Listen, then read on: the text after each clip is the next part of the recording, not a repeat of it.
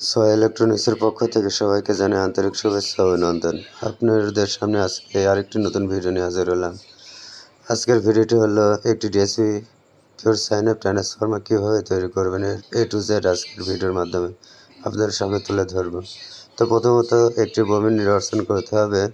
প্রথমত আমরা আজকে যে ববিনটা নিয়েছি এটা সব পাস করে 3 ইঞ্চি জায়গা, এর ভিতরে থিকনেস 3 ইঞ্চি এবং ভিতর আর এক পাশের জায়গা 1.75, 3 গুণন 1.75 সমান যেটা হবে সেটাকে সেই সংখ্যাটা দিয়ে 8 ভাগ করলে যে সংখ্যাটা পাওয়া যাবে সেটাকে প্রাইমারি 220 বলেন 230 বলেন, সেটাকে গুণন করলে কত প্যাচ হবে সেটা বের হয়ে যাবে।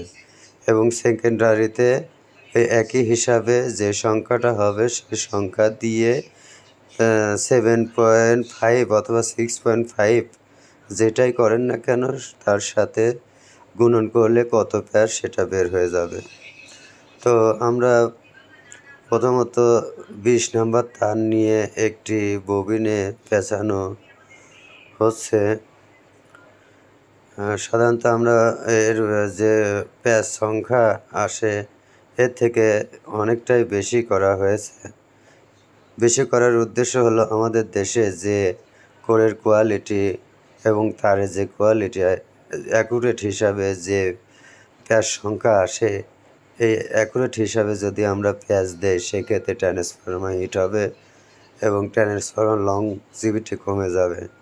এর জন্য আমাদের ট্রান্সফরমার বাইন্ডিংটা সূত্রে যে সংখ্যাটা আসে সে সংখ্যা থেকে 0.54 অথবা 7 বেশি করে যে 220 ভোল্ট অথবা যে 225 ভোল্ট আসে সেটাকে গুণন করলে যে কয় প্যাচ আসে সেই কয় প্যাচ আমরা দিয়ে থাকি। তো আপনারা এই সিস্টেমে করতে পারেন অথবা আপনাদের হিসাব অনুপাতে যে প্যাচ আসে সেই সংখ্যাটাও দিতে পারেন। তবে আমার ট্রান্সফরমার বাইন্ডিংটা একটু ব্যতিক্রম, আমি সব সময় রেশিওটা অনেকটাই বেশি দিয়ে থাকি। সাধারণত যারা 3 ইঞ্চি সোয়া পাস করে ট্রান্সফরমার বাইন্ডিং করেন তারা সাধারণত সেকেন্ডারি 11 প্যাচ দিয়ে থাকেন, অথচ আমি দিয়ে থাকি 15 প্যাচ এবং অনেকেই প্রাইমারি প্যাচ দিয়ে থাকে 350 প্যাচ, সেখানে আমি দিয়ে থাকি 520 প্যাচ, মানে রেশিও অনেক বেশি দিয়ে থাকি।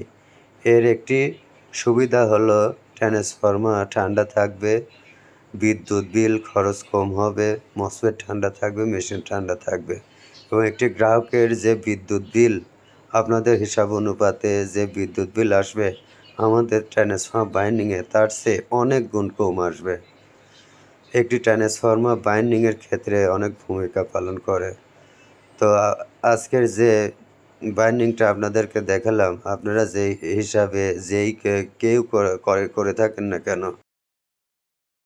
হিসাব অনুপাতে আপনাদের কিছু রেশিও বাড়তি করে দিয়ে একটি ট্রান্সফরমার তৈরি করে দেখুন।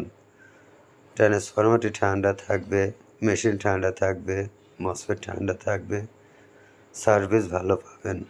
তো আজকের যে ট্রান্সফরমারটা আপনাদেরকে বাইন্ডিং করে দেখালাম এই হিসাব করে আপনারা একটি ট্রান্সফরমার তৈরি করে দেখতে পারেন। আসলে বিদ্যুৎ বিলের যে অবস্থা, আমাদের সাইন ওয়েভের যে বিদ্যুৎ খরচ, আসলে বিদ্যুৎ খরচটা অনেক বেশি হয়ে থাকে যা গ্রাহকের অনেক বিদ্যুৎ বিল বাড়তি আসে। তো আমার এই হিসাব করে একটি ট্রান্সফরমার তৈরি করে দেখুন, বিদ্যুৎ খরচ অনেক সেভ হবে। তো আমার ভিডিওটি যদি ভালো লেগে থাকে অবশ্যই সাবস্ক্রাইব করে আমার সাথেই থাকবেন। তো সবাই ভালো থাকবেন, সুস্থ থাকবেন। আল্লাহ হাফেজ।